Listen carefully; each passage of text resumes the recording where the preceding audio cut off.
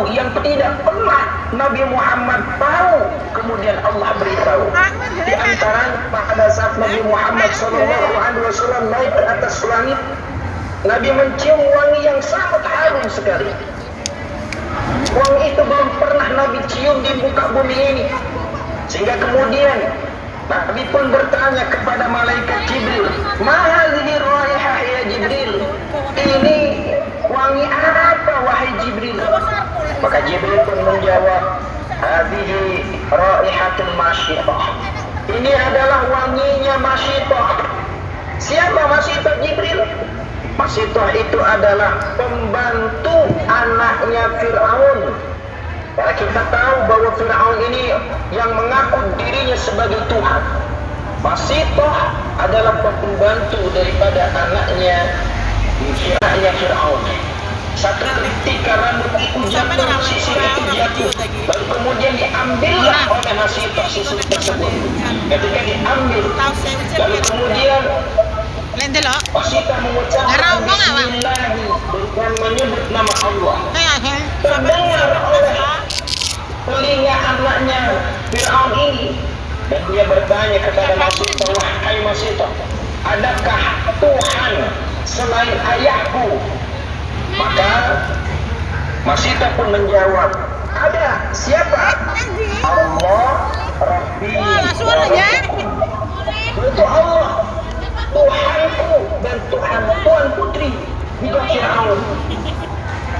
Mendengar jawaban Masyitah ini, lalu kemudian anaknya Fir'aun yang perempuan ini memberitahu kepada ayahnya.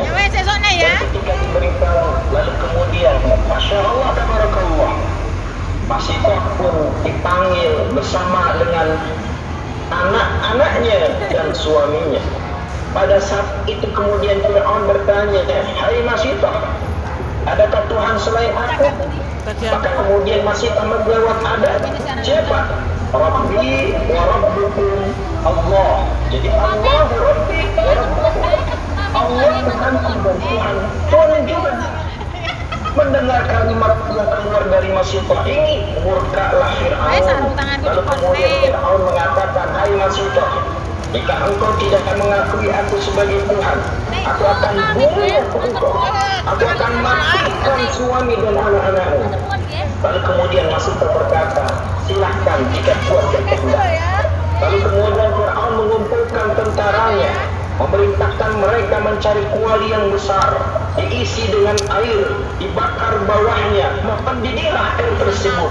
Lalu kemudian Fir'aun pun berkata kepada Masyitah, "Hai Masyitah, air sudah mendidih, waktunya aku melemparkan suamimu di atas air tersebut kemudian mati."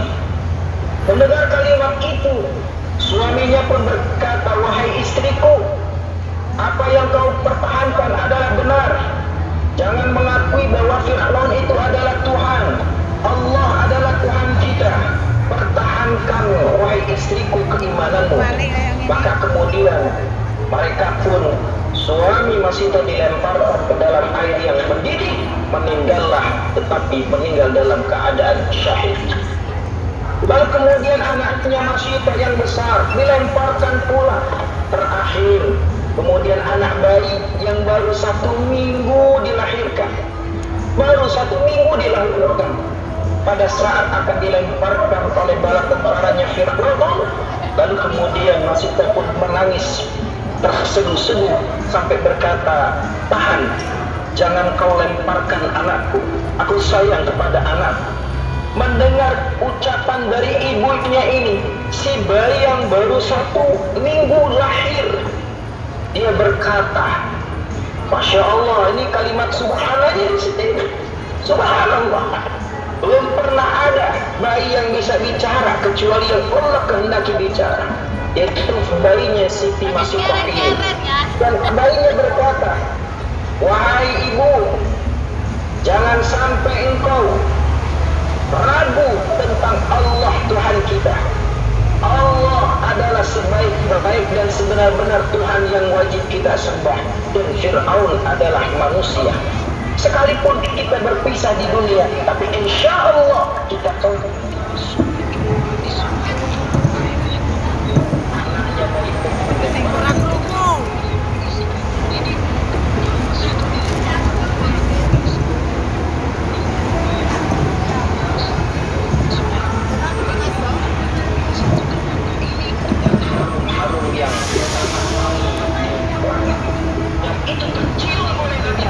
SAW. Seandainya ketika kita nanti masuk surga bersama-sama, insya Allah kita akan mencium bau wanginya masih bersama keluarganya. Ini kalimat subhanallah. Lalu kemudian bukan hanya peristiwa itu, Nabi Muhammad SAW juga melihat ada satu kaum yang mereka itu kepalanya batu sampai hancur. Setiap kali kepalanya sudah hancur, balik kembali batu tersebut. Dan kemudian orang-orang jadi orang umum disaksikan oleh Nabi Muhammad SAW. Lalu kemudian Nabi Muhammad berkata lagi kepada Jibril, siapa itu wahai Jibril? Maka kita berkata, ini adalah perumpamaan umatmu wahai Rasul. Ini adalah perumpamaan umatmu wahai Nabi Muhammad. Nabi bertanya, umatku yang bagaimana wahai Jibril? Yang kepalanya merasa berat digerakkan untuk melaksanakan sholat fardu. Orang-orang yang merasa berat bersujud kepada Allah untuk melaksanakan sholat 5 waktu, maka mereka itu kelak di hari kiamat seperti orang yang memukul kepalanya sendiri dengan batu sampai hancur. Na'udzubillah, na'udzubillah.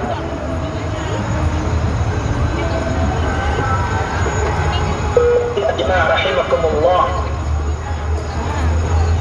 Dari kesimpulan peristiwa tersebut, khususnya bagaimana ada seorang kaum, satu kaum yang memukuli kepalanya ini dengan batu, segitu saja orang yang masuk, orang yang mengerjakan sholat saja masih diberikan siksa berupa masuk ke dalam api neraka, apalagi mereka yang tidak melaksanakan sholat. Mengapa demikian Ustaz? Allah mengatakan dalam Al-Quran, fawailul lil musallin, celakalah mereka orang-orang yang sholat. Siapa mereka orang yang celaka, yang orang yang sholat itu? Itu mereka adalah orang-orang yang suka menunda-nunda, mengentar-entarkan, mengerjakan sholat. Jadi orang yang suka menunda-nunda adalah mereka orang-orang yang suka menunda ikan masuk ke dalam neraka wail. Sementara orang yang tidak mengerjakan sholat, kepala mereka akan dipukuli oleh diri mereka sendiri dengan batu sampai hancur. Maka itu kalimatnya subhana. Belum lagi kisah yang lain yang mohon maaf, kesempatan siang hari ini tidak bisa saya bahas satu persatu karena memang di dalam kitab Ad-Dardir Mi'raj ini sangat banyak sekali. Maka insya Allah lain kesempatan kita akan bahas nanti. Lalu kemudian Asra, Allah yang telah memperjalankan. Kalimatnya adalah memperjalankan, bukan Nabi berjalan. Andai kata Nabi berjalan dari Masjidil Haram ke Masjidil Aqsa, yang mohon maaf andai kata menggunakan kendaraan berupa unta ditempuh dalam waktu 2 bulan, tentunya mustahil seorang manusia yang kalau dia berjalan sendiri di malam hari mampu menempuh jarak tempat tersebut dalam 1 malam, bahkan bukan hanya 1 malam, cuma sepertiga, bukan hanya sepertiga, cuma beberapa saat saja. Tentunya ini kuasanya Allah, maka disebut dengan kudrahnya Allah. Peristiwa Isra Mi'raj ini melibatkan tentang kudrahnya Allah, juga melibatkan tentang iradahnya Allah, kehendaknya Allah, sehingga Nabi Asra diperjalankan, bukan berjalan sendiri. Maka kalau diperjalankan bisa mungkin. Sebagai contoh, semut di rumah kita bisa nggak dia menempuh jarak, menempuh satu tempat dalam waktu yang sangat singkat? Bisa. Kita ambil semut tersebut, kemudian kita naik kereta atau naik MRT atau naik bus atau naik taksi ke tempat yang jauh, umpamanya dari Wancai, dalam tempo beberapa menit bisa sampai ke Simsasoy umpamanya, atau bisa sampai ke mana saja tempat di daerah sana. Tentu bisa, karena diperjalankan, bukan berjalan sendiri. Kalau berjalan sendiri, tentunya semut tidak akan bisa mencapai jarak tersebut dengan cepat. Ini, maka kalimatnya adalah Asra. Jadi kalau Isra tidak perlu lagi dipikirkan apakah mungkin Nabi Muhammad di Isra dan Mi'rajkan oleh Allah Subhanahu wa taala, maka jawabannya adalah mungkin. Dan apakah Nabi Muhammad berjalan sendiri? Tidak mungkin, karena Nabi Muhammad adalah manusia biasa seperti kita. Ana basyarun mislukum yuha ilayya. Nabi Muhammad adalah manusia seperti kita. Bedanya Nabi Muhammad dengan kita karena Nabi Muhammad diberikan wahyu oleh Allah Subhanahu wa taala. Bi'abdihi asra bi'abdihi lailan. Abdun adalah kalimat hamba. Banyak ahli tafsir mempertanyakan, ini yang Isra Mi'raj ini jasadnya Nabi apa ruhnya Nabi? Maka jawabannya adalah jasad dan ruhnya, bukan ruhnya saja. Andai kata ruhnya Nabi saja yang Isra Mi'raj, maka kalimat di dalam Qur'annya mungkin akan berbeda. Subhanalladzi asra bi 'abdihi, bukan bi 'abdihi tapi birruhi, birruhihi. Maka kalimatnya abdihi adalah bahwa Nabi melakukan Isra Mi'raj jasad dan ruhnya. Jadi jasad dan ruhnya itu apakah mungkin? Iradahnya Allah, ilmunya Allah, mungkin.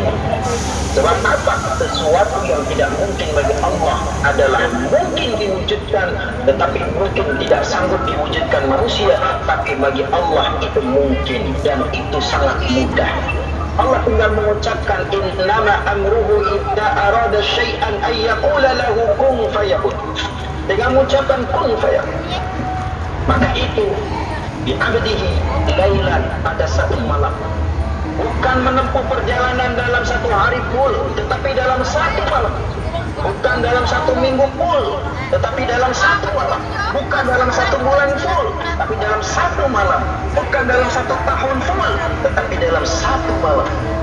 Kenapa demikian?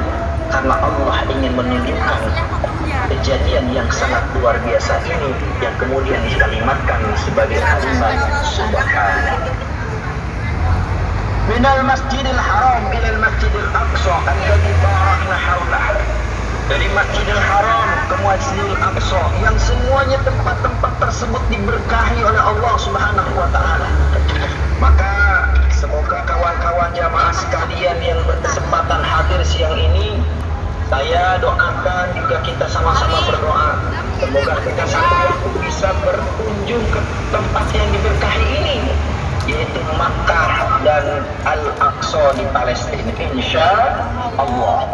Maka itu sangat luar biasa andai kata kita tetap istiqomah dalam mengaji. Karena mohon maaf, al-istiqomah khairun min alfi karamah. Istiqomah itu lebih baik daripada 1000 karamah. Orang yang memiliki banyak karamah tidaklah mulia dibandingkan orang yang istiqomah.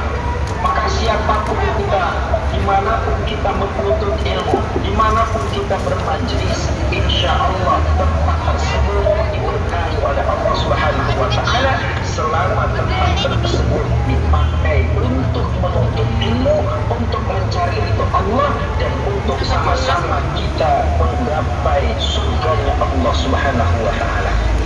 Amin. Saya titip sama kawan-kawan yang ada, tanamkanlah tiga perkara di dalam diri kita sebagai bekal hidup kita. Yang pertama, adalah ditanamkan tiga perkara di dalam diri kita sampai kapanpun, dan insya Allah dengan tiga perkara ini Allah akan muliakan kita. Yang pertama, jadilah kita ini termasuk orang-orang khadimul ilmi. Yang pertama adalah khadimul ilmi. Apa itu khadimul ilmi? Orang yang selalu menuntut ilmu, yang tidak merasa cukup akan ilmu, selalu merasa dirinya kurang. Sekalipun kita sudah tahu tentang ilmu tersebut, umpamanya ilmu sholat, kita sudah tahu tentang ilmu sholat, maka mohon maaf, jangan merasa diri, oh saya sudah tahu itu, oh sudah saya pernah belajar itu. Tidak. Jadi orang dengar kalimat yang sama seperti orang yang baru pertama kali. Kenapa? Karena orang yang selalu mencari ilmu dan menuntut ilmu akan dimuliakan oleh Allah Subhanahu wa taala. Yang pertama adalah jadilah khadimul ilmi. Bahkan Allah Rasulullah SAW bersabda di dalam hadisnya, "Utlubul ilma minal mahdi ilal lahdi." Carilah ilmu dari mulai buaya sampai liang lahat. Maka insya Allah kalau kita mencari ilmu dari mulai buayan bayi sampai nanti di liang lahat pun kita tetap juga ada orang meninggal kita mencari ilmu, maka itulah orang yang mulia di hadapan Allah. Bahkan orang yang mulia ini akan diangkat derajatnya oleh Allah. Allah katakan dalam Al-Quran, "Yarfa'illahu alladhina amanu minkum walladhina utul ilma darajat." Allah akan mengangkat beberapa derajat orang-orang yang berilmu. Masya Allah, maka kita merasa kurang akan ilmu yang sudah kita pelajari dan kemudian kita menjadi semangat untuk mempelajari ilmu-ilmu yang lain, maka insya Allah ini adalah keberkahan di dalam hidup kita. Ini yang pertama, jadilah khadimul ilmi. Yang kedua, jadilah khadimul ulama. Khadimul ulama itu adalah jadilah pembantu pelayannya ulama. Karena sebanyak apapun ilmu yang kita cari, sebanyak apapun atau setinggi apapun ilmu yang kita pelajari, tetaplah tidak akan berkah manakala kita tidak melayani para alim ulama. Kenapa? Rasul sudah mengatakan al-ulama warasatul anbiya. Ulama itu pewaris para nabi. Maka Masya Allah, tabarakallah, orang-orang yang melayani para alim ulama, mereka hidupnya akan diberkahi. Banyak kisah orang yang tidak pandai dalam mempelajari ilmu, tidak pintar dalam bahasa Arab dan lain sebagainya, tetapi dia bisa dimuliakan, dihormati dan sebagainya. Karena apa? Karena ridho gurunya. Maka carilah ridho guru. Yang kedua, insya Allah barokah dunia dan akhirat. Tidak orang tuanya dimuliakan oleh Allah menjadi ulama, nanti anak keturunannya akan jadi ulama. Jika tidak pun anak keturunan jadi alim ulama, maka bisa jadi nanti cucunya akan jadi alim ulama. Jika pun cucunya tidak jadi ulama, maka insya Allah cucunya akan menjadi ulama besar. Barakallah, Masya Allah. Yang ketiga, titip saya adalah khadimul ummah. Jadilah pelayan masyarakat. Dimanapun juga, jadilah kita melayani masyarakat dengan mau dilayani.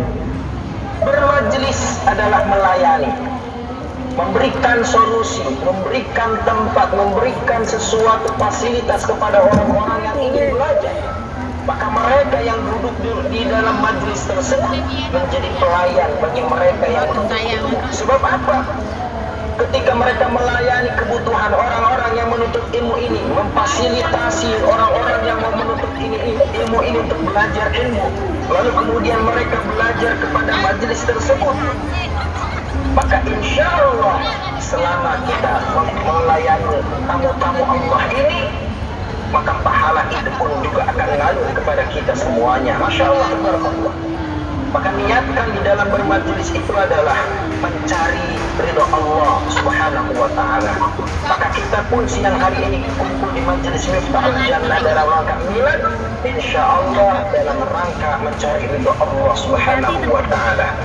Mohon maaf, andai kata saya tidak menggunakan peci karena sedang dalam perjalanan, tapi insya Allah tidak mengurangi hikmat kita untuk menuntut ilmu, tidak mengurangi kekhusyuan kita, tidak mengurangi pahala kita untuk bertolak ilmu, dan insya Allah keberkahan akan senantiasa mengalir dan menaungi kita semuanya. Maka itu saya cuma 3 tadi. Yang pertama khadimul ilmi, yang kedua khadimul ulama, yang ketiga khadimul ummah. Jadilah orang yang selalu menuntut ilmu sampai kapanpun juga. Yang kedua, ketika ada alim ulama, muliakanlah ulama tersebut sebagai bekal agar anak-anak keturunan kita menjadi ulama pula. Dan yang ketiga, jadilah pelayan masyarakat yang memfasilitasi orang-orang untuk menuntut ilmu di tempat yang mulia ini. Insya Allah, semoga majlis Miftahul Jannah, majlis yang mendapatkan keberkahan dari Allah, majlis yang menjadi fasilitas kelak nanti masuk ke dalam surga, dan majlis yang semoga pengurus-pengurusnya istiqomah dalam naungan ridho Allah Subhanahu wa ta'ala. Dan yang hadir, semoga Semoga Allah Subhanahu wa taala setiap langkahnya, baik dari majelis manapun yang hadir dalam rangka milad ini, Allah berkahi langkahnya. Amin. Allah muliakan semuanya, dan insya Allah kelak kita berjumpa. Bukan hanya di dunia, tapi kelak nanti kita berkumpul di surga insya Allah. Ini saja yang bisa disampaikan. Mohon maaf jika ada kekurangan. Hadanallah wa iyyakum ajma'in. Mari kita bersama-sama tutup dengan salawat. Semoga Allah Subhanahu wa taala dengan lantunan salawat yang kita bacakan akan senantiasa merindukan kita, makin rindu kepada Nabi Muhammad SAW, dan Nabi SAW kepada kita semuanya. Allahumma salli wa sallim wa barik alaih Salatullah Salamullah Ala Rasulillah